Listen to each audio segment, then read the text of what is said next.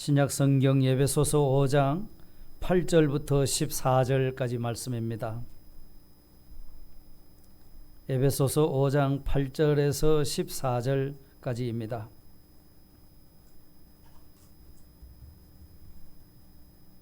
찾으셨으면 제가 봉독하겠습니다.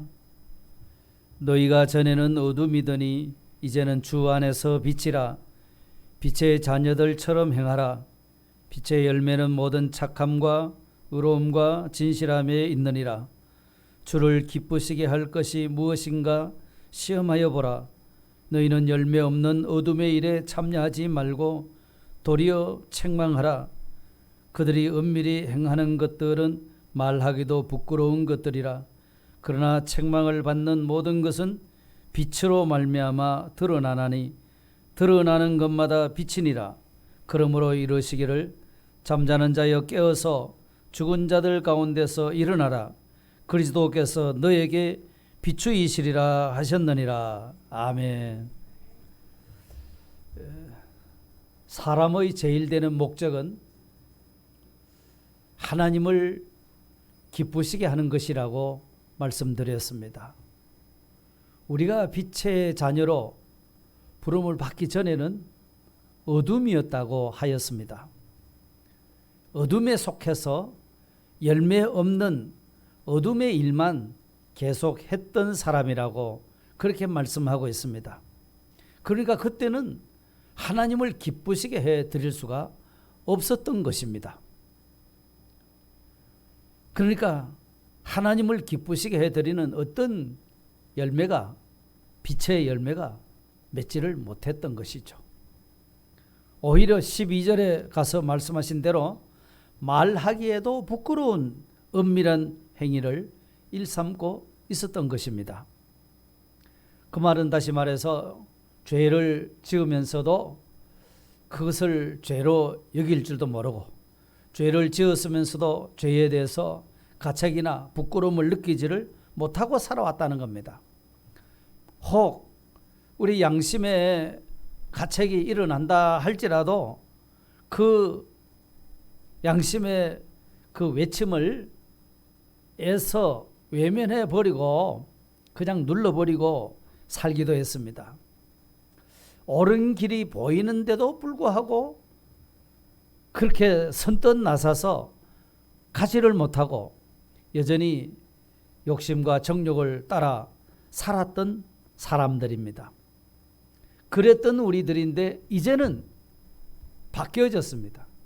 이제는 신분이 변화되었습니다. 빛의 자녀가 되었다고 이렇게 말씀하셨습니다.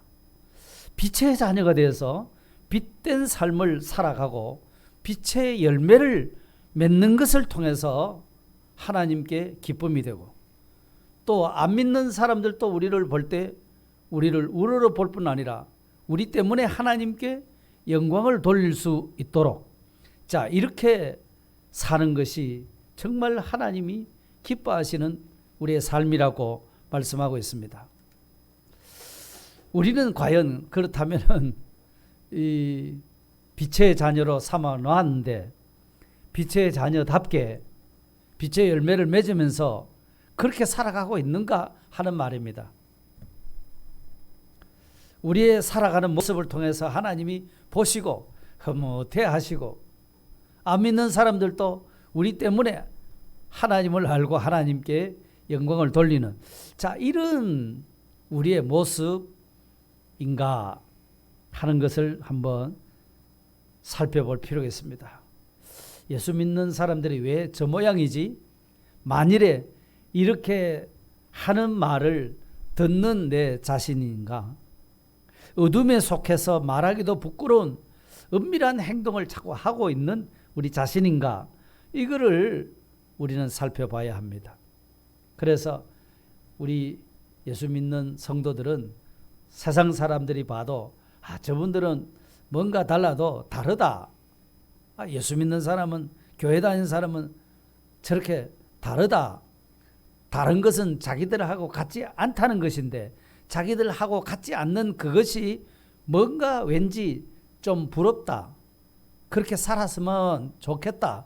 자기들도 그런 바람 때문에 지금 이렇게 다르다고 표현하는 그런 입장에 우리가 서야 될 것이라는 겁니다.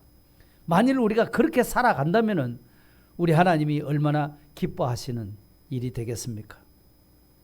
또 하나님께서도 하나님의 자녀여 빛된 우리가 그렇게 삶으로 말미암아 세상에 하나님의 사람들은 다르구나 이걸 보여주니까 세상 사람들이 봤을 때에도 하나님께 영광을 돌리는 이런 일이 될 것이다 그 말이죠. 그런데 이게 과연 그렇게 살고 있는가 하는 것입니다. 그거를 우리 스스로 늘 찾아봐야 됩니다. 세상은 어둠입니다. 갈수록 그 어둠은 짙어집니다. 빛의 열매가 안 보입니다. 자, 그럴 때 우리가 어떻게 해야 되겠는가 하는 거죠. 세상이 다 그러니까 뭐 그런 거지 뭐 그렇게 사는 거지 뭐 둥글둥글 살아 모나게 살지 말고 자 이렇게 살아가야 될 것인가. 주님은 분명하게 다르게 가르치고 계시다는 겁니다. 뭐 어떻게 말씀합니까? 그 11절 12절 한번 보십시다. 너희는 열매 없는 어둠의 일에 어떻게 하라 합니까? 참여하지 말고 도리어 책망을 하라. 이것이 우리의 자세입니다. 빛이 어두워서 빛의 열매가 드러나지 아니할 그때에 우리도 똑같이 어둠의 일에 참여하지 말라는 겁니다. 우리는 빛의 자녀들이라고 말씀하셨습니다. 어떤 자리, 비록 어둠이 가득하고 캄캄하다 할지라도 빛의 자녀가 서 있는 그 자리는 환해져야 되는 겁니다. 그렇지 않습니까? 그게 빛의 자녀고 빛의 열매를 맺는 것이라 그러죠. 그런데 우리가 그래 못 살고 똑같이 어둠에 속해서 그만 따라갈 수가 있다는 겁니다. 그 어둠의 열매는 또 뒤에 또 나옵니다. 그러니까 이것을 우리가 지금 처신을 어떻게 하는가 이것을 잘 시험해 보고 지금 내가 하는 말 내가 하는 행동 이게 빛의 열매가 되나 어둠의 열매가 되는가 이거를 잘 분별해야 한다는 겁니다. 우리는 빛에 속한 자이기 때문에 어둠의 일에 참여하지 말라고 말씀하신 겁니다. 참여한다는 말은 같이 음식을 먹고 마시고 대화하는 이런 그것을 의미하고 있는 겁니다. 우리 성도끼리는 이런 교제를 우리가 나누지 않아요. 그래서 우리끼리는 이런 먹고 마시고 대화하고 교제하면서 그 어둠의 일에 관해서는 똑같이 거기에 발을 들여놓지 말라는 겁니다. 참여하지 말라는 겁니다. 우리는 빛의 자녀이기 때문에 그렇습니다. 어둠에서는 빛의 열매를 맺을 수가 없기 때문에 그렇습니다. 식물도요, 잘 자라는 식물이 있고 잘 자라지 않는 식물이 있습니다. 그것의 뭐 결정적인 원인이 여러 가지로 있겠습니다만은 그 잘 결실이 되고 열매가 튼실하게 맺을 수 있는 것은 햇빛의 일조량이 좋아야 되는 겁니다. 그래야 같은 채소를 같은 과일 열매를 길렀는데도 아주 당도가 높고 아주 크기도 굵고 아주 잘 그 상품성 있는 그런 열매로 맺히게 되는 것이거든요. 집안에서 키우는 화분도 있지요. 그 화분도 집안에서 키우니까 뭐 빛을 안 봐도 된다 이런 식물도 있습니다. 빛에 강한 식물도 있고 약한 식물도 있습니다. 그렇지만 우리 이 식물은 늘 그늘에 있어서 괜찮다. 햇빛 안 봐도 된다. 하지만 빛이 없이는 자랄 수가 없습니다. 하다못해 이 전등빛이라도 비춰야 되는 겁니다. 밖에 있는 빛이 직접 안 비춰도 간접적으로 비춰야 됩니다. 그게 안 비치면은요 자랄 수가 없습니다. 꽃도 금방 폈다가 시들어지고 맙니다. 시간 차이지 반드시 그래 되거든요. 우리 영혼도 마찬가지입니다. 우리 영혼이 빛을 보지 못하면은 이 영혼도 죽습니다. 죽는다고 해서 지옥 간다는 말은 아닙니다. 기능을 못한다는 겁니다. 성경에 생명이라는 말이 있고 사망이라는 말이 있는데 그거를 우리가 해석을 잘해야 됩니다. 사망이라고 해서 다 지옥 간다 그렇게 해석하는 사람이 있던데 그러면 안 되는 거예요. 생명은 하나님과의 관계가 딱 이렇게 결합되고 연결된 것을 생명이라고 하고 하나님과 관계가 끊어지면 그게 사망입니다. 그걸 말씀하는 겁니다. 우리 영혼도 하나님과 이 관계를 잘 맺어야 되는 겁니다. 빛을 봐야 됩니다. 그렇기 때문에 어둠에 있으면 안 되고 빛에 속한 자로 저희들이 살아가야 되는 겁니다. 왜 어둠에 있으면 안 되느냐? 어둠의 일이란 것은 어떤 것이기 때문에 어둠에 있지 말라고 하는가? 그것은 오늘 본문 에베소서 4장과 5장 안에 잘 말씀하고 있습니다. 4장 25절 이하에 한번 볼까요? 4장 25절 성경 펴놓으셨으니까 거기 보니까 그런즉 거짓을 버리고 거짓을 버려야 됩니다. 26절에 분을 내는 것을 말씀합니다. 28절에 가면 도둑질하는 것을 말합니다. 29절에 가면 더러운 말을 하는 것이 이런 것이 다 말하자면 어둠의 일이라는 겁니다. 자, 5장으로 넘어갑니다. 5장 3절 보십시오. 또 어떤 일이 있습니까? 음행과 온갖 더러운 것과 탐욕. 이게 어둠의 일입니다. 그 다음에 4절 보십시오. 누추함과 어리석은 말이나 희롱의 말. 이게 어둠의 일입니다. 또 5절에 조금 내려가면은 이 뭡니까? 음행하는 자, 또 더러운 자나 탐하는 자, 우상 숭배자 이런 사람들이 하나님 나라의 기업을 얻을 수가 없다고 말씀하십니다. 바로 이런 어둠의 일에 참여하지 말라는 것입니다. 은밀히 행한다는 것은 남이 모르게 숨어서 행동하고 있는데 그것이 범죄하는 일이라는 겁니다. 부끄러운 일이라는 겁니다. 이 남이 알면은 부끄러운 일인데 싶으면 그게 전부 은밀히 하고 있는 일이다 그 말입니다. 그래서 어둠의 일에 참여하지 말고 도리어 책망하라 라고 말씀하신 겁니다. 우리는 그런 일에 참여하면 안 됩니다. 그들과 같이 교제하고 그저 좋은 게 좋다고 막 이렇게 구별 없이 그러면 안 된다는 겁니다. 어둠의 일을 책망하는 대로 나가야 되는 겁니다. 어둠의 일을 책망하는 데 있어서 남을 책망하기 전에 내 자신을 책망해야 됩니다. 나도 이 어둠의 일에 참여할 수 있기 때문입니다.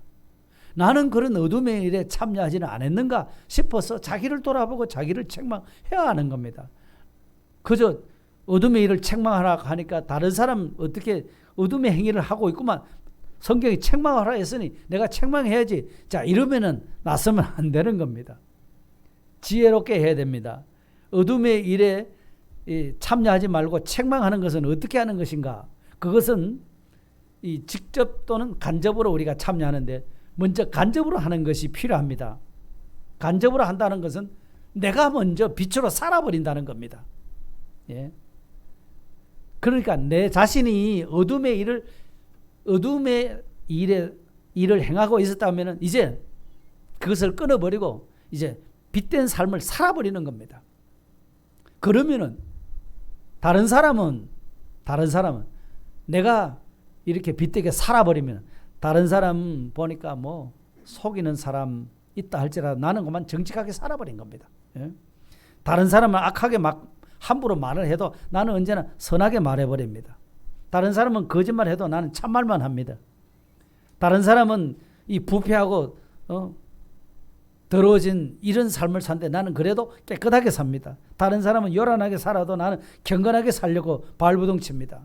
다른 사람은 성적으로 타락한다 할지라도 나는 순결을 지키면서 사는 겁니다. 그것이 말하자면 간접적으로 책망하는 일이 되는 겁니다. 그러니까 다른 사람은 뭐 이런 생각 없이 속이기도 하고 속기도 하고 이렇게 거짓말도 하고 뭐 이렇게 요란하게 살더라도 나는 그 사람 앞에서 진실하게 속이지 않고 깨끗하게 경건하게 순결을 지키며 이래 살아버리니까 그 사람이 도리어 책망을 받는 겁니다. 내가 이렇게 살아버리니까 내가 빛되게 살아버리니까 옆에 있는 사람이 공연히 말을 하지 않더라도 그만 내 행위를 보고 책망이 될 거다 이 말입니다. 여기 간접적으로 우리가 책망을 하려고 해야 되는 겁니다. 우리 자녀들도 그렇잖아요. 우리 자녀들을 우리가 부모 된 사람으로서 뭐 이것도 책망하고 싶고 저것도 잔소리하고 싶고 하지만 그거 전에 부모 된 내가 먼저 빛되게 바로 살아버리는 겁니다. 그러니까 우리 자녀들이 혹 엉뚱한 생각을 하고 엉뚱한 일을 하다가도 우리 부모님을 딱 보니까 우리 부모님은 바르게 살려고 저렇게 애를 쓰시는데 이걸 딱 봐버리면은 간접적으로 책망을 받게 되는 겁니다. 예? 그러면 그것이 주님께 기쁨이 되는 거다 그 말씀이죠. 우리가 직장에 가서도 마찬가지일 겁니다. 우리 사회에 나가서 사람들은 그냥 안 믿는 사람 같으면 대충 살아라 그러지 않습니까? 적당하게 사는 거야. 융통성 있게 사는 거야. 이렇게 이야기하는데 교회 다니는 저 친구는 꼭 바르게만 살려고 하면 그 사람들이 또 어두운 일을 하려고 하다가도 나 때문에 못하게 되는 겁니다. 책망을 받고 있는 겁니다.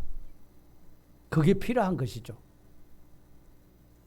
그러니까 내 스스로도 어둠의 일에 참여하지 않을 뿐 아니라 내 스스로도 빛의 삶을 자꾸 살려고 이렇게 살아버리면 내 주변의 사람들, 나와 함께 있는 교제하는 사람들도 거기서 책망을 받는 겁니다. 이런 간접적인 책망이 필요한 겁니다. 그거 없이 그냥 직접적으로, 물론 직접적으로도 필요합니다. 그런데 책망을 하고 돼서 내가 직접적으로 당신 이거 잘못하고 저거 잘못하고 그러면 되겠어요? 자, 이렇게 해버리면은 사람을 얻지 못하고 잃어버린다고 말씀하신 겁니다. 마태복음 18장에도 그게 형제가 잘못을 범하거든 두세 사람이 같이 가서 권면하라고 그랬잖아요. 그래서 그 사람이 들으면 사람을 얻는 거다고 이렇게 말씀했습니다. 형제를 얻는 일이 된다고 이런 말씀하셨거든요. 그렇기 때문에 먼저 간접적으로 책망하는 것이 필요하다 이 말입니다. 때로는 침묵이 어둠을 더하게 할 수가 있습니다. 그래서 때로는 우리가 입을 열어서 잘못한 것을 말해야 될 때도 있습니다. 가정에 우리 자녀들에게도 내가 모범을 보이고 한다고 하지만서도 그래도 안 되는 건 어떡합니까? 가서 이야기를 해줘야 되겠죠. 네가 착함의 열매를 맺어야 된다. 의로움의 열매를 맺어야 된다. 진실한 열매를 맺어야 된다. 하는 것을 자녀들한테는 말을 해야 될 것 아니겠습니까? 그렇기 때문에 어둠에 있다는 것을 분명히 상대방이 알 수 있도록, 우리 자녀들이 알 수 있도록, 때로는 직장 동료들이 알 수 있도록, 그때는 참 기도가 많이 필요하겠죠. 그렇게 해서 준비를 많이 하고 옆에 사람에게 뭐라고 말해야 되지. 괜히 한마디 했다가는 본전도 못 찾고 도리어 된통 당하기만 하고 그럴 수가 있습니다. 그러니까 남을 책망한다는 것은 함부로 할 일이 아니죠.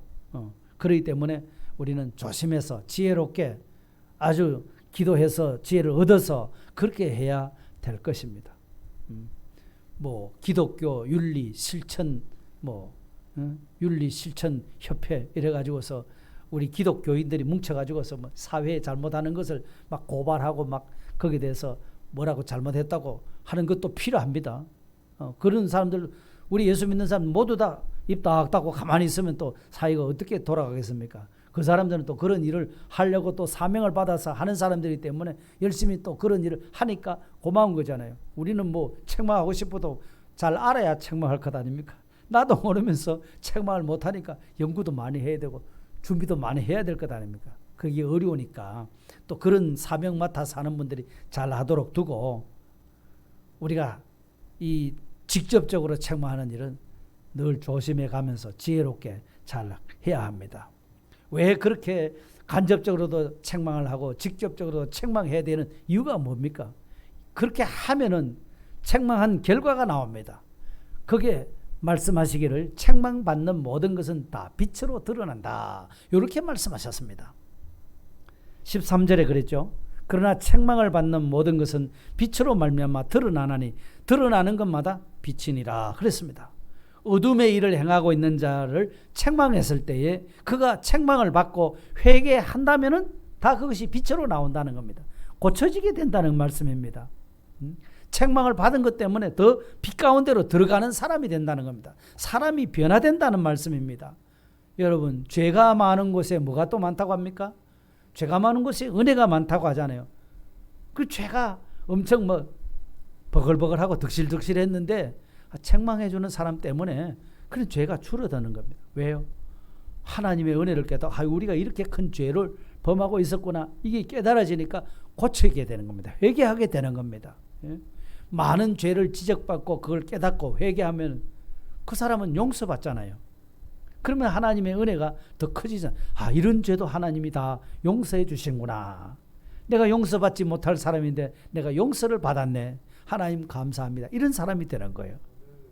그렇기 때문에 혹시라도 내가 다른 사람으로부터 내가 책망을 받을 수도 있겠죠. 자, 그럴 때 그 책망을 달게 받을 수 있는 그런 마음 자세가 필요한 겁니다. 제가 어떻게 감히 나를 책망한다고 말해? 어디서? 누구 앞에? 이런 마음 자세를 가지면은 안 되지 않습니까? 저분은 참 과거에 이랬던 사람인데 이제는 완전히 새 사람이 되었네. 그것이 빛이 되는 겁니다. 그러나 책망을 달게 받지 않으면은 자꾸 어긋나게 가겠죠.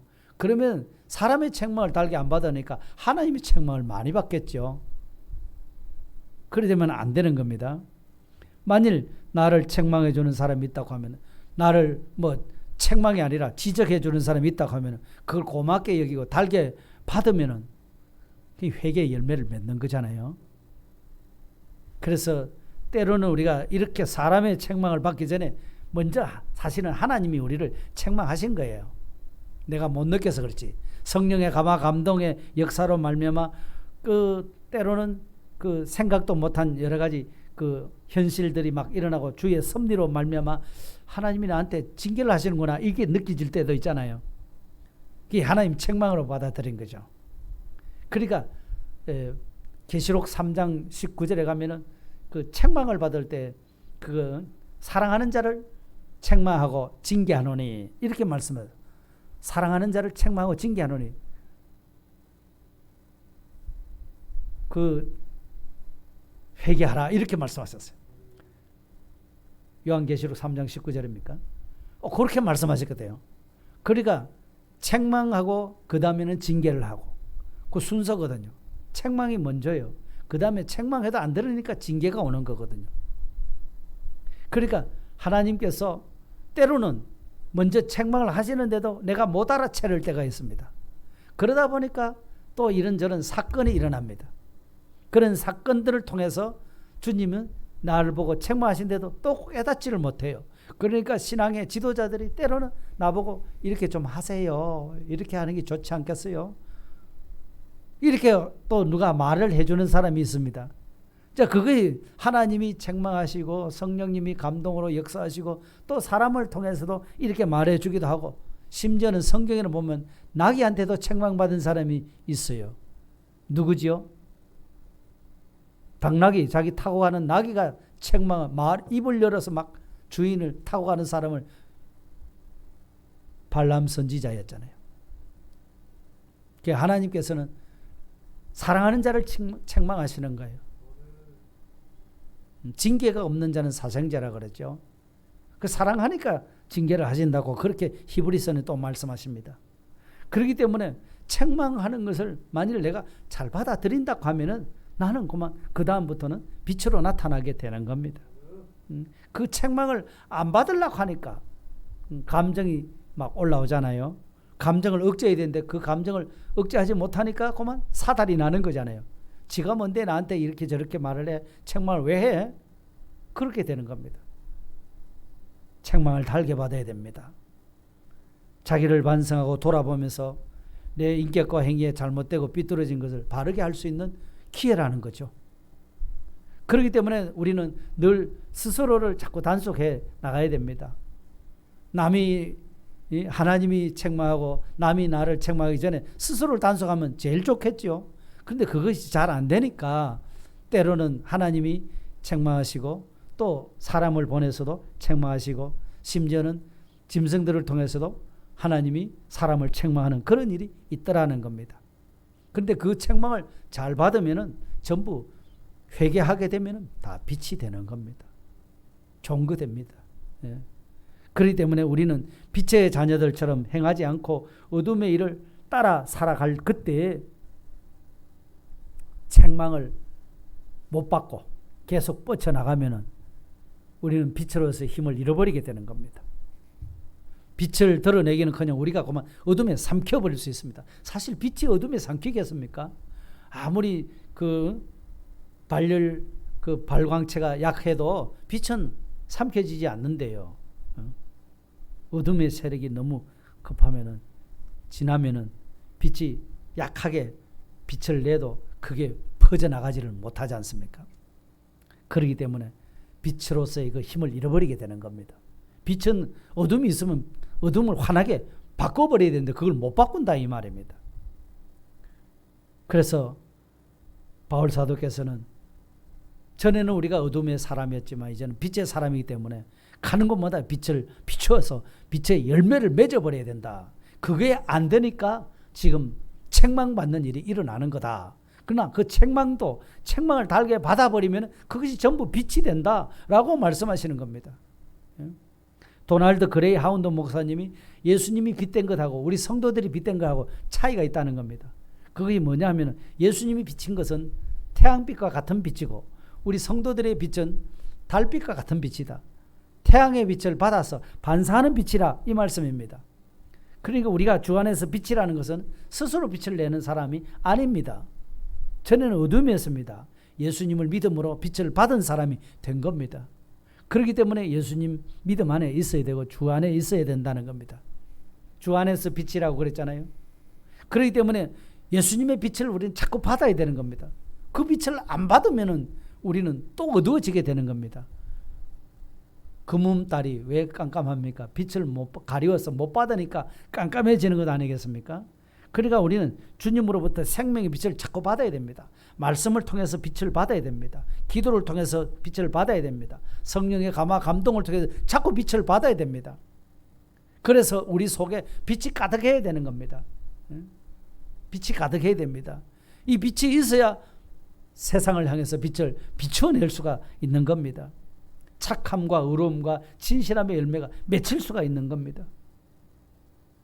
우리가 이 세상 어둠의 일에 참여하지 말라는 것은 이 빛의 자녀로서 빛의 열매를 맺는 그 위치, 신분을 떠나지 말라는 겁니다. 그래서 14절에 결론적으로 이렇게 말합니다. 같이 한번 읽어보실까요? 14절입니다. 그러므로 이르시기를 잠자는 자여 깨어서 죽은 자들 가운데서 일어나라. 그리스도께서 너에게 비치시리라 하셨느니라. 아멘. 잠자는 자여 깨어서 죽은 자들 가운데 일어나라. 왜 잠잔다고 말씀하실까요? 잠자는 거. 이사야 60장의 말씀을 인용해서 여기 말씀한 것인데요. 우리는 믿지 않을 때는 어둠에 속해 있었습니다. 그런데 이제는 빛이 되었습니다. 그래서 그 빛을 잃지 말라는 겁니다. 자칫하면은 이 빛을 계속 이렇게 발광체로서 빛을 반사시키지를 못하고 그만 어둠에 빠져버릴 수 있다는 겁니다. 빛의 빛 노릇을 못하고 어둠에 각사해서 그 어둠을 확 이렇게 환하게 밝혀야 되는데 그 일을 못할 때가 있다는 겁니다. 그게 여기 잠자는 자라고 말씀하시는 겁니다. 잠잔다고 있다는 거예요. 깨어라는 것입니다. 그러니까 이 육신의 잠을 자는 것을 말하지 않고 심령이 잠들어 있는 것을 말하는 것입니다. 심령이 잠들어 있으면은 잠자는 사람은 누가 왔다 갔는지 모르잖아요. 안 깨우면 모르지요. 그죠? 누가 왔다 갔는지 모릅니다. 내가 자고 있을 때는. 그런데 깨우니까 딸내미가 왔다 갔구나, 손자가 왔다 갔구나. 깨워서 보니까 누군지를 아는 거잖아요. 그러니 깨라는 것은 여기서 이 어둠에 삼켜서 있는 자리에서 다시 일어나라는 말씀입니다. 그래서 빛의 세계로 나가라는 것입니다. 예? 내가 빛의 자녀이기 때문에 빛의 삶을 살도록 그렇게 지금 깨우치는 말씀입니다. 이거를 뚫어내야 됩니다. 이거를 이겨내지 못하면 우리도 연약해서 어둠에 삼켜질 때가 있습니다. 우리의 빛이 점점 어두워질 때가 있습니다. 그런데 거기서 정신을 차리라고 그랬어요. 일어나라고 말씀하십니다. 깨어서 일어나라고 말씀했습니다. 안 그러면 어둠을 이기지 못합니다. 사망의 세력, 어둠의 세력, 사탄의 세력을 이기지 못하는 겁니다. 심령이 잠자면 신앙이 죽은 때입니다. 그래서 심령이 감각이 없고 믿음의 역사도 일어나지 않는 겁니다. 빨리 회개하고 일어나라고 말씀하시는 겁니다. 그리스도께서 내게 비추신다. 네가 일어나면 그리스도께서 널 또 비춰주신다. 그러면 네가 다시 빛 가운데로 살게 된다 이 말씀입니다. 그러니까 그리스도의 사랑과 그리스도의 지혜와 그리스도의 능력이 너에게 비춰져 가지고서 너로 하여금 빛으로 살도록 그렇게 만들어 주신다고 그리스도께서 내게 비치신다고 말씀하셨습니다. 그렇기 때문에 우리가 과연 이 빛 가운데 사는지 안 사는지 그걸 우리가 잘 봐야 됩니다. 뭘 봐야 합니까? 열매가 있는가 없는가. 열매는 오전에 몇 가지였습니까? 3가지였습니다. 착함의 열매가 있는가, 의로움의 열매가 있는가, 진실함의 열매가 있는가, 이거를 우리가 자꾸 살펴야 되는 겁니다. 그리고 어둠의 일에 참여하지 말고 나오라고 하셨거든요. 책망하라고 했거든요. 우리 스스로를 책망하라는 거예요. 우리 스스로를 책망하고 우리가 어둠에 속해 사는 것이 아니라 빛으로 살아야 라고 말씀하시고, 내가 그렇게 삶으로 말미암아 다른 사람, 옆에 사람도 책망하는 일이 되고, 간접적으로 책망하는 일이 되고, 더 필요하면 직접적으로도 책망을 해서 우리가 다 빛의 자녀답게 빛의 열매 맺으면서 살아야 할 것을 가르쳐 주신 겁니다. 그러므로 말씀을 정리하자면은, 우리가 전에는 어둠이었지만 지금은 빛의 자녀라고 말씀했습니다. 신분이 달라졌습니다. 빛의 자녀답게 살아가야 한다는 겁니다. 그런데 세상은 점점 갈수록 어둡다고 말씀했습니다. 그 어두움 때문에 나도 똑같이 어두워지지 말라는 겁니다. 빛이 희미해져 가지 말아야 됩니다. 그렇다고 해서 내가 똑같이 어둠의 일에 참여하지 말라는 겁니다. 세상이 다 그런데 뭐 다른 분들도 다 그렇게 믿던데 하고 따라가려고 생각하지 말고 스스로를 책망하고, 거짓과 분내는 도적질, 음행, 뭐 온갖 탐욕이 일어나고 세상이 이렇게 지저분하다 할지라도 그럴 때일수록 우리는 책망하는 것은 빛으로 살아버리는 겁니다. 그러면 내 자신을 책망하는 일이 되고 옆에 사람을 책망하는 일이 된다고 이렇게 말씀하셨습니다. 그러니까 간접적으로 책망하는 일이 되죠. 또 직접적으로 책망을 해야 될 때는 또 책망을 해야 되겠죠. 그렇게 함으로 말미암아 어떻게 됩니까? 결과는 책망을 받는 모든 것이 빛으로 나타나게 된다. 빛으로 드러나게 된다. 그래서 책망을 달게 받으면 그렇게 된다. 회개하고 새 사람이 된다는 것이거든요. 주님은 그것을 바라는 겁니다. 우리가 실수가 없습니까? 우리는 나태해지지 않습니까? 세상의 것을 탐하지는 않습니까? 우리도 다 그런 요소가 있거든요. 그런데 거기서 주님이 이렇게 책망을 하실 때에 즉시 우리가 깨어서 일어나야 한다는 겁니다. 어둠의 생활을 계속하지 말라는 겁니다. 일어나면 주께서 또 비추어 주신다는 겁니다. 빛의 열매를 맺도록 말이죠. 자, 빛의 열매가 몇 가지였습니까? 모든 착함과 의로움과 진실함의 열매를 맺는 이 사람이 승리자입니다. 이 사람이 하나님께 영광을 돌리는 사람입니다. 이 사람은 모든 사람들 앞에 존귀함을 받습니다. 인정받는 사람이 됩니다. 예? 그러니까 내가 살고 남을 살리는 일이 되겠죠. 너희는 세상의 빛이라 산 위에 세운 동네가 숨기지 못할 것이요. 등불을 켜서 말 아래 두지 않고 등경 위에 둬서 집안 모든 사람들에게 비치도록 한다고 우리를 그런 신분의 사람으로 세워주신 겁니다. 이 빛의 사명을 잘 감당하는 것이 주님을 기쁘시게 하는 것이고, 주님이 어떻게 하면 내가 주님을 기쁘시게 할까? 그거 찾는 거. 그것이 우리의 삶의 중심이 되고 목표가 되어야 된다는 거. 오전에 그걸 말씀을 드렸습니다. 우리가 과연 그렇게만 산다면은 주님이 얼마나 좋아하실까요? 예. 그저 생각 없이 되는 대로, 내 좋은 대로만, 내 편리한 대로 자꾸 이렇게 살아버리는 습성이 우리에게 있습니다. 이거를 우리가 자꾸 살펴서 이렇게 주님 기뻐하신 대로만 살면은 이런 아름다운 빛의 열매가 맺히게 될 줄 믿습니다. 다 같이 오늘 주신 말씀 기억하시면서 통성으로 기도하겠습니다. 하나님 아버지 감사합니다. 우리를 세상의 빛으로 삼아주시고 예수 그리스도께서 저들을 향해서 계속 생명의 빛을 비춰주시는 은혜 진심으로 감사합니다. 빛의 자녀답게 우리가 살아야 되는데도 여전히 어둠의 일에 참여하는 이런 어리석은 삶을 살 때가 있습니다. 더 이상 이 어둠의 삶에 참여하지 말고 도리어 책망하라고 말씀하여 주셨사오니, 하나님 이 책망을 다른 사람을 책망하려고 하기 전에 먼저 자신을 책망해서 내 자신이 먼저 빛의 사람으로 빛의 삶을 살아내는 저희들이 되도록 주께서 은총을 베풀어 주시옵소서.